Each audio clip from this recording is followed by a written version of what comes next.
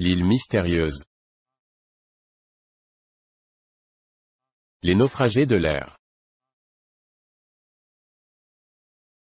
Chapitre 1. Remontons-nous? Non. Au contraire. Nous descendons. Pis que cela, monsieur Cyrus. Nous tombons.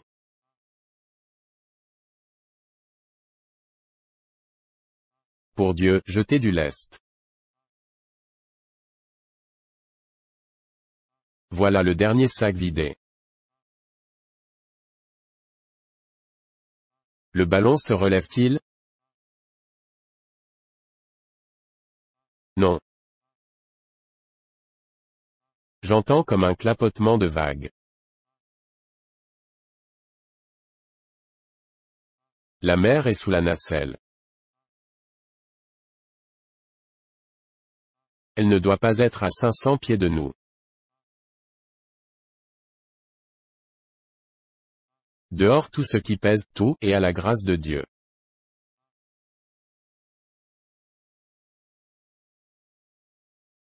Telles sont les paroles qui éclataient en l'air, au-dessus de ce vaste désert d'eau du Pacifique, vers 4 heures du soir, dans la journée du 23 mars 1865.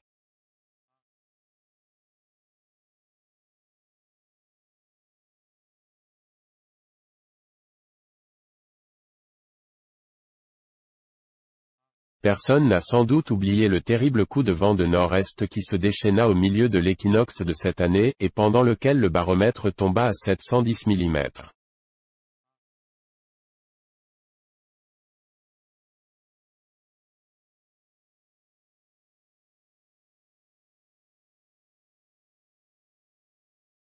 Ce fut un ouragan, sans intermittence, qui dura du 18 au 26 mars.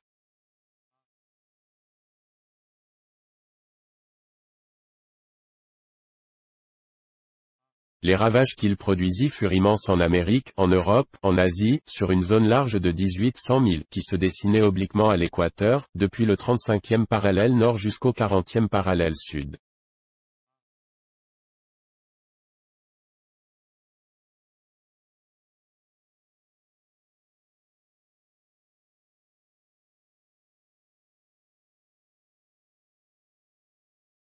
Villes renversées, forêts déracinées, rivages dévastés par des montagnes d'eau qui se précipitaient comme des mascarets, navires jetés à la côte, que les relevés du Bureau Veritas chiffrèrent par centaines, territoires entiers nivelés par des trombes qui broyaient tout sur leur passage, plusieurs milliers de personnes écrasées sur terre ou englouties en mer, tels furent les témoignages de sa fureur, qui furent laissés après lui par ce formidable ouragan.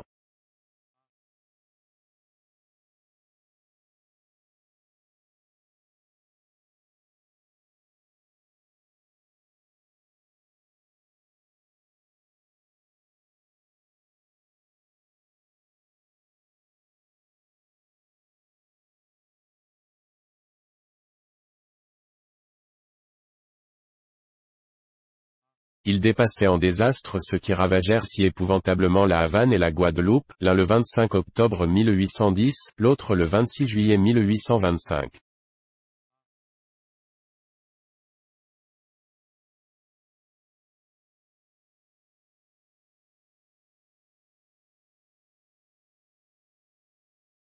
Or, au moment même où tant de catastrophes s'accomplissaient sur terre et sur mer, un drame, non moins saisissant, se jouait dans les airs bouleversés.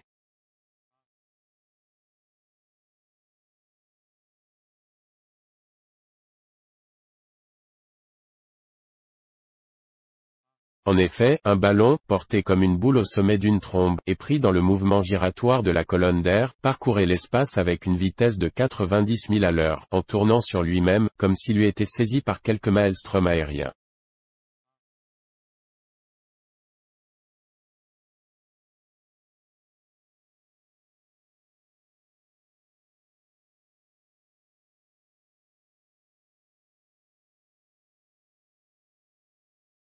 Au-dessous de l'appendice inférieur de ce ballon oscillait une nacelle, qui contenait 5 passagers, à peine visibles au milieu de ces épaisses vapeurs, mêlées d'eau pulvérisée, qui traînaient jusqu'à la surface de l'océan.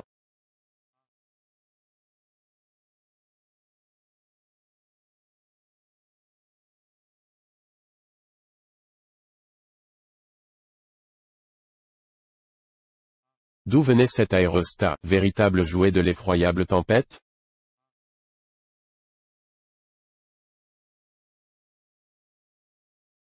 De quel point du monde s'était-il élancé?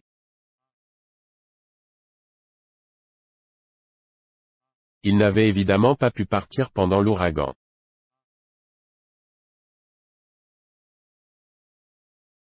Or, l'ouragan durait depuis 5 jours déjà, et ses premiers symptômes s'étaient manifestés le 18.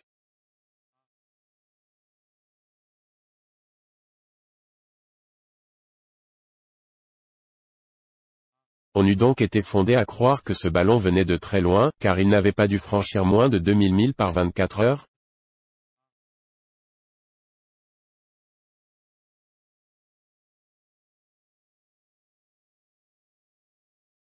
En tout cas, les passagers n'avaient pu avoir à leur disposition aucun moyen d'estimer la route parcourue depuis leur départ, car tout point de repère leur manquait.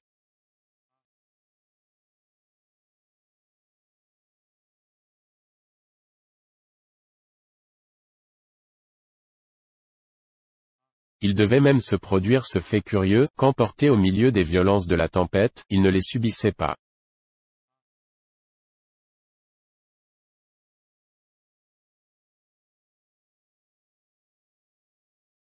Ils se déplaçaient, ils tournaient sur eux-mêmes sans rien ressentir de cette rotation, ni de leur déplacement dans le sens horizontal.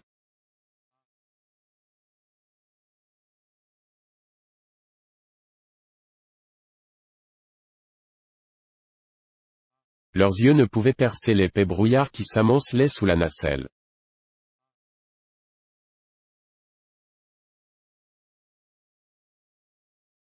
Autour d'eux, tout était brume. Telle était même l'opacité des nuages, qu'ils n'auraient pu dire s'il faisait jour ou nuit.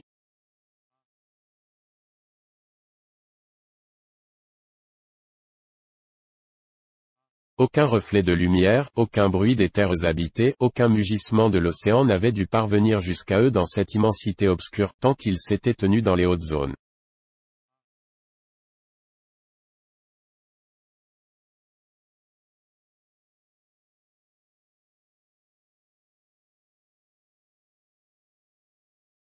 Leur rapide descente avait seule pu leur donner connaissance des dangers qu'ils couraient au-dessus des flots.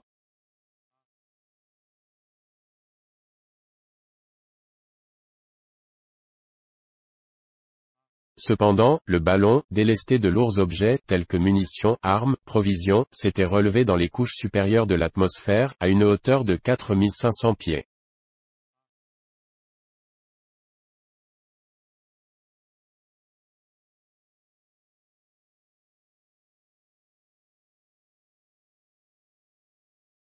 Les passagers, après avoir reconnu que la mer était sous la nacelle, trouvant les dangers moins redoutables en haut qu'en bas, n'avaient pas hésité à jeter par-dessus le bord les objets même les plus utiles, et ils cherchaient à ne plus rien perdre de ce fluide, de cette âme de leur appareil, qui les soutenait au-dessus de l'abîme.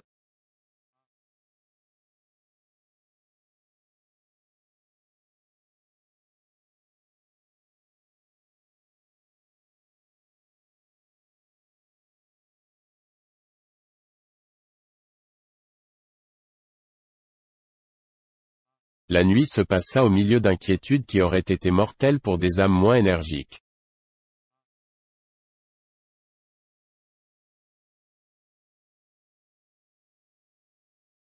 Puis le jour reparut, et, avec le jour, l'ouragan marqua une tendance à se modérer.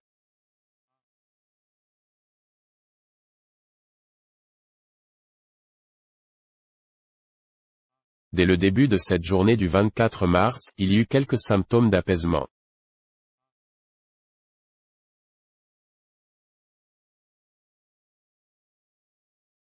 À l'aube, les nuages, plus vésiculaires, étaient remontés dans les hauteurs du ciel.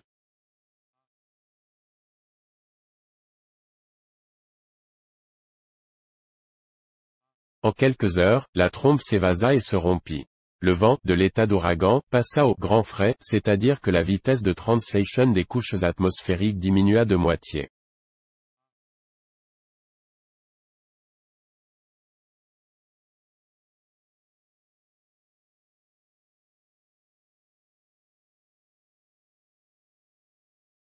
C'était encore ce que les marins appellent une brise à trois ris, mais l'amélioration dans le trouble des éléments n'en fut pas moins considérable.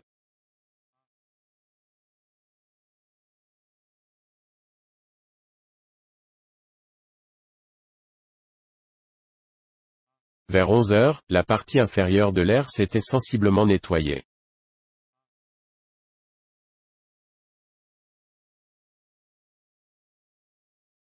L'atmosphère dégageait cette limpidité humide qui se voit, qui se sent même, après le passage des grands météores.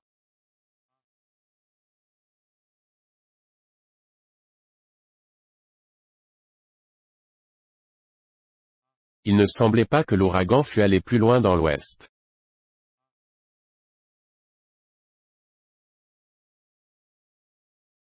Il paraissait s'être tué lui-même. Peut-être s'était-il écoulé en nappes électriques, après la rupture de la trombe, ainsi qu'il arrive quelquefois au typhon de l'océan Indien.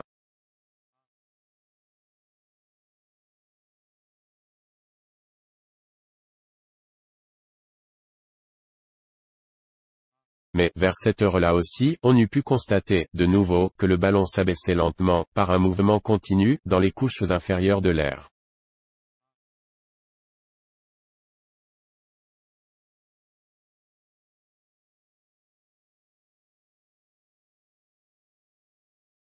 Il semblait même qu'il se dégonflait peu à peu, et que son enveloppe s'allongeait en se distendant, passant de la forme sphérique à la forme ovoïde.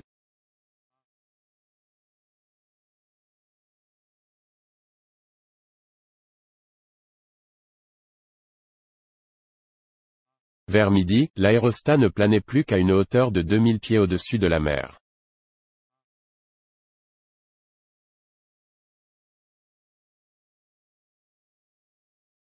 Il jaugeait 50 000 pieds cubes, et, grâce à sa capacité, il avait évidemment pu se maintenir longtemps dans l'air, soit qu'il eût atteint de grandes altitudes, soit qu'il se fût déplacé suivant une direction horizontale.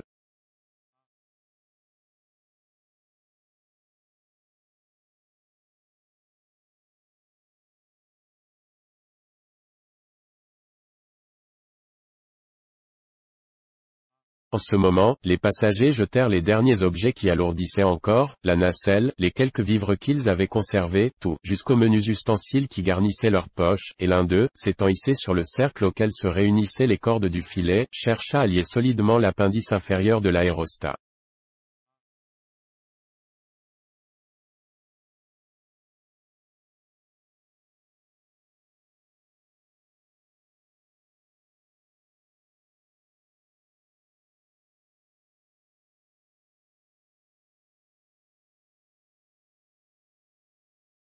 Il était évident que les passagers ne pouvaient plus maintenir le ballon dans les zones élevées, et que le gaz leur manquait.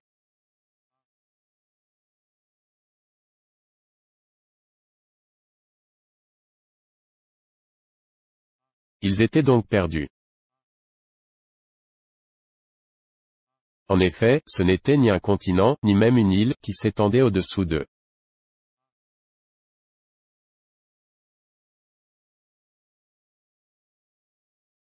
L'espace n'offrait pas un seul point d'atterrissement, pas une surface solide sur laquelle leur encre pût mordre.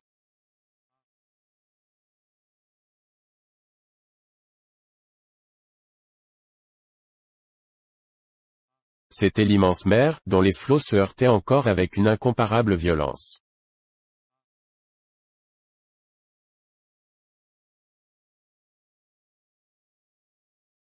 C'était l'océan sans limite visible, même pour eux, qui le dominaient de haut et dont les regards s'étendaient alors sur un rayon de 40 milles.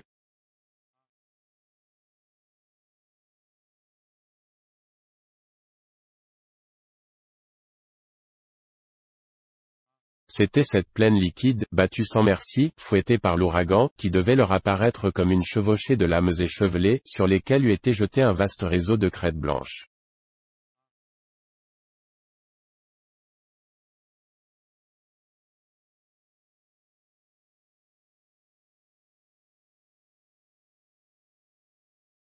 Pas une terre en vue, pas un navire.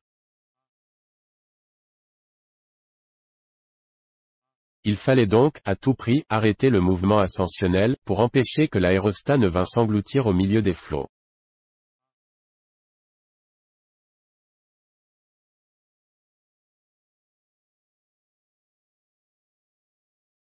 et c'était évidemment à cette urgente opération que s'employaient les passagers de la nacelle.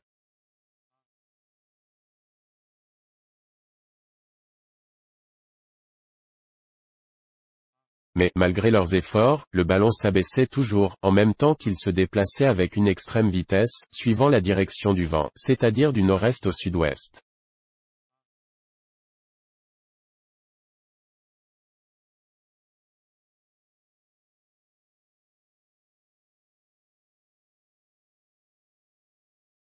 Situation terrible, que celle de ces infortunés.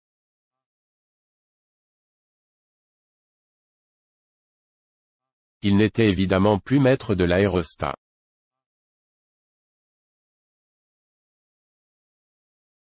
Leur tentative ne pouvait aboutir. L'enveloppe du ballon se dégonflait de plus en plus.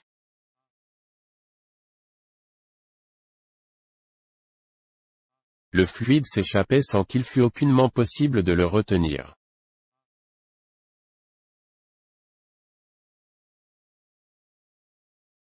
La descente s'accélérait visiblement et, à 1 heure après-midi, la nacelle n'était pas suspendue à plus de 600 pieds au-dessus de l'océan.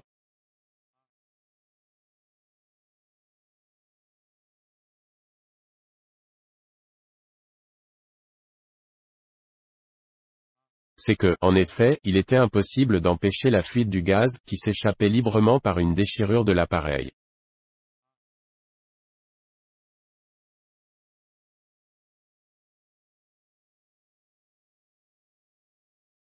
En allégeant la nacelle de tous les objets qu'elle contenait, les passagers avaient pu prolonger, pendant quelques heures, leur suspension dans l'air.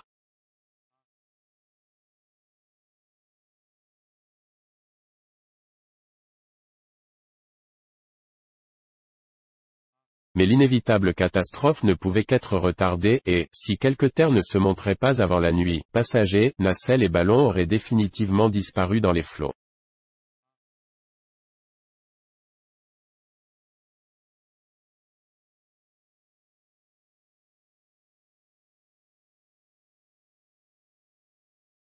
La seule manœuvre qu'il y eut à faire encore fut faite à ce moment.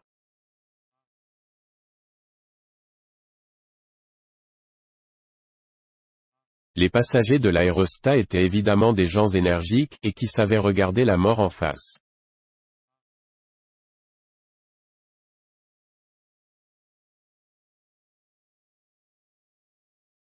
On n'eût pas entendu un seul murmure s'échapper de leurs lèvres.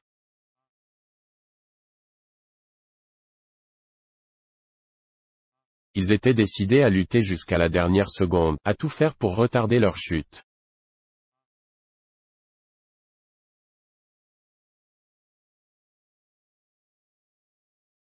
La nacelle n'était qu'une sorte de caisse d'osier, impropre à flotter, et il n'y avait aucune possibilité de la maintenir à la surface de la mer, si elle y tombait.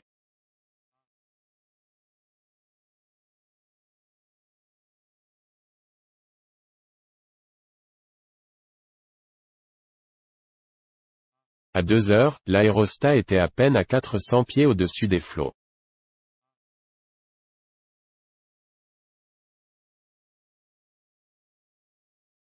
En ce moment, une voix mâle, la voix d'un homme dont le cœur était inaccessible à la crainte, se fit entendre.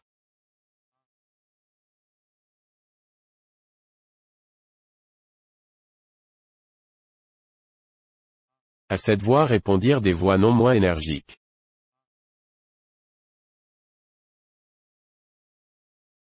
Tout est-il jeté? Non, il y a encore 10 000 francs d'or.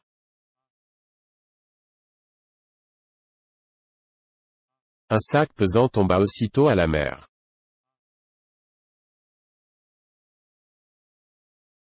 Le ballon se relève-t-il? Un peu, mais il ne tardera pas à retomber.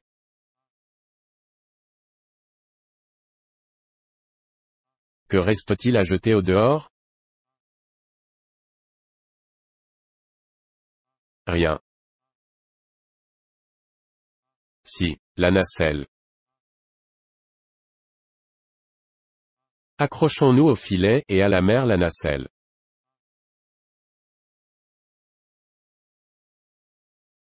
C'était, en effet, le seul et dernier moyen d'alléger l'aérostat.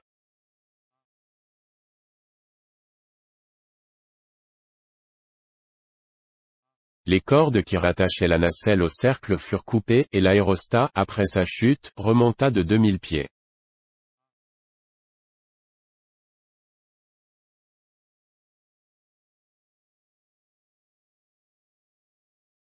Les 5 passagers s'étaient hissés dans le filet, au-dessus du cercle, et se tenaient dans le réseau des mailles, regardant l'abîme.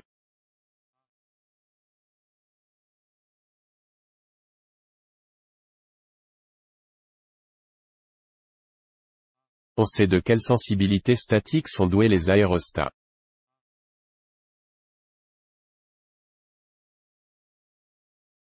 Il suffit de jeter l'objet le plus léger pour provoquer un déplacement dans le sens vertical.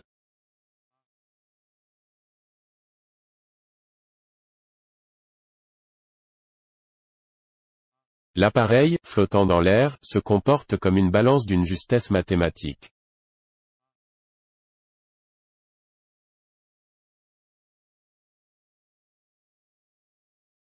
On comprend donc que, lorsqu'il est délesté d'un poids relativement considérable, son déplacement soit important et brusque.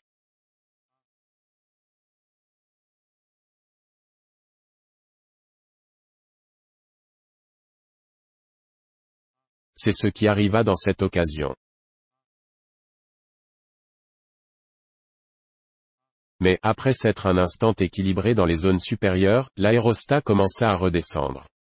Le gaz fuyait par la déchirure, qu'il était impossible de réparer.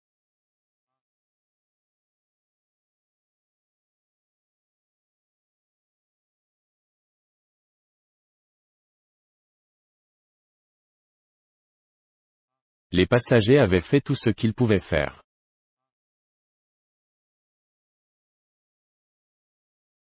Aucun moyen humain ne pouvait les sauver désormais.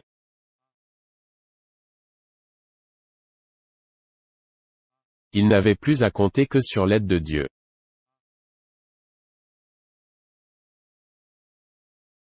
À 4 heures, le ballon n'était plus qu'à 500 pieds de la surface des eaux.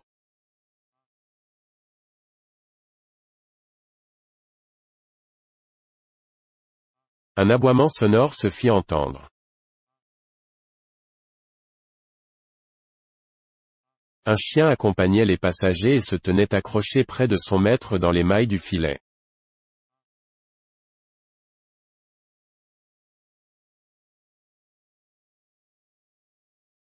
Top a vu quelque chose, s'écria l'un des passagers.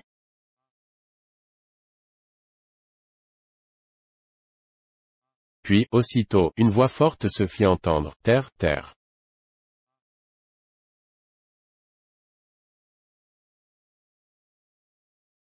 Le ballon, que le vent ne cessait d'entraîner vers le sud-ouest, avait, depuis l'aube, franchi une distance considérable, qui se chiffrait par centaines de milles, et une terre assez élevée venait, en effet, d'apparaître dans cette direction.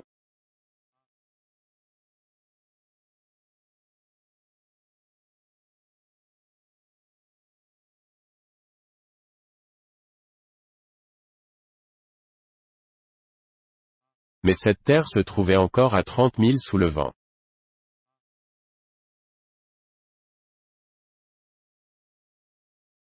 Il ne fallait pas moins d'une grandeur pour l'atteindre, et encore à la condition de ne pas dériver.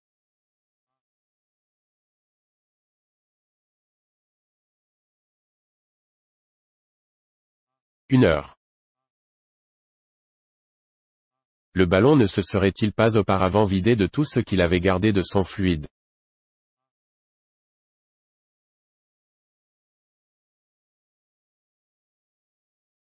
Telle était la terrible question.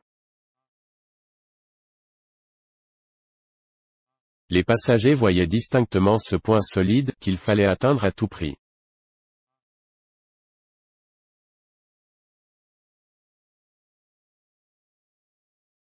Ils ignoraient ce qu'il était, île ou continent, car c'est à peine s'ils savaient vers quelle partie du monde l'ouragan les avait entraînés.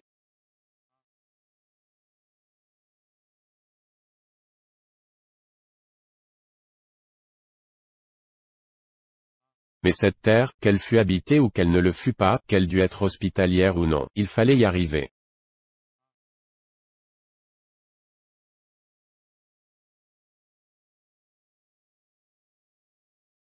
Or, à 4 heures, il était visible que le ballon ne pouvait plus se soutenir. Il rasait la surface de la mer.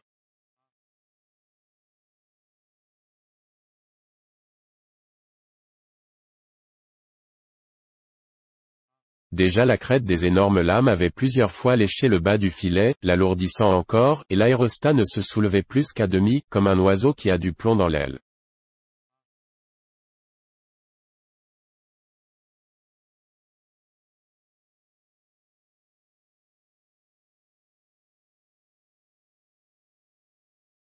Une demi-heure plus tard, la terre n'était plus qu'à 1 mille, mais le ballon, épuisé, flasque, distendu, chiffonné en gros plis, ne conservait plus de gaz que dans sa partie supérieure.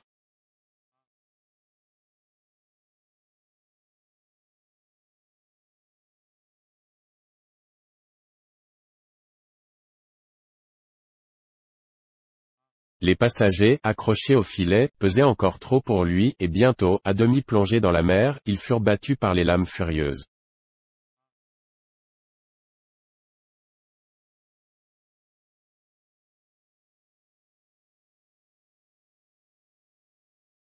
L'enveloppe de l'aérostat fit poche alors, et le vent si engouffrant, le poussa comme un navire vent arrière.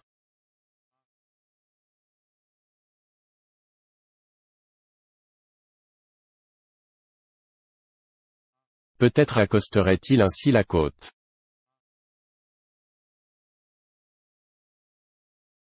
Or, il n'en était qu'à 2 encablures, quand des cris terribles, sortis de 4 poitrines à la fois, retentirent.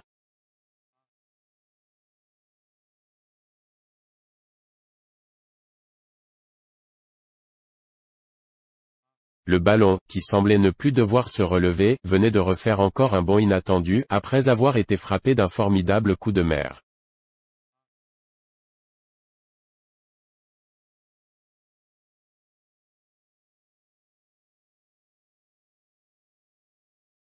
Comme s'il eût été délesté subitement d'une nouvelle partie de son poids, il remonta à une hauteur de 1500 pieds, et là il rencontra une sorte de remous du vent, qui, au lieu de le porter directement à la côte, lui fit suivre une direction presque parallèle.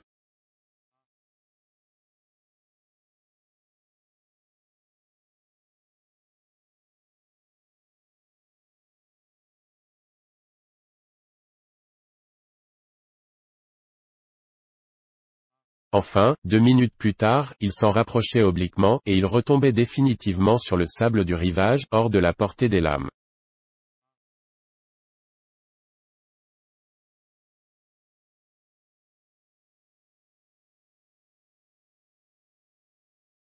Les passagers, s'aidant les uns les autres, parvinrent à se dégager des mailles du filet.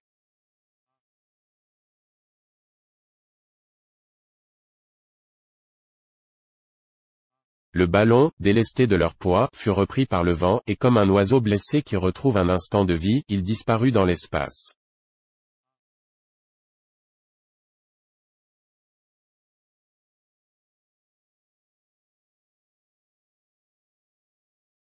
La nacelle avait contenu 5 passagers, plus un chien, et le ballon n'en jetait que 4 sur le rivage.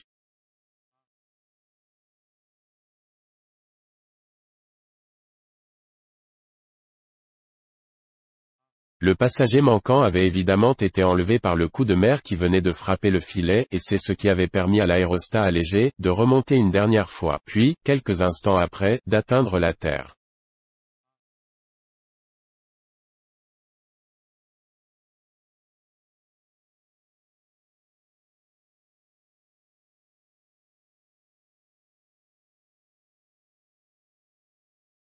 À peine les 4 naufragés, on peut leur donner ce nom, avaient-ils pris pied sur le sol, que tous, songeant à l'absent, s'écriaient, il essaye peut-être d'aborder à la nage.